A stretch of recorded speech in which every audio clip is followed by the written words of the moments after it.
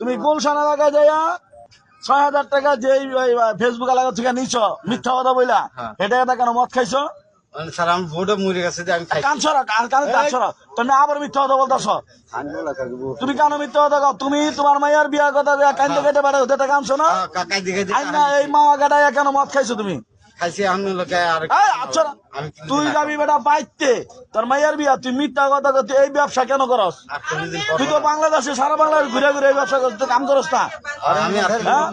ভাই আপনারা যারা ওরে টাকা দিছেন, আরে টাকা দিবেন না, ওইলো নানা জায়গায় চুরি করে আর মদ টদ খায় আর মিথ্যা মিথ্যা টাকা নেয়, আরে কেউ টাকা পয়সা দিবেন না। ওইলো প্রতারণা, একটা প্রতারক কই মিথ্যাবাদী প্রতারক আর মাইয়ার প্রতারণা সরনামনা করে ও টাকা পয়সা নেয়, আরে কেউ টাকা পয়সা দিবেন না, খবরদার ভাই।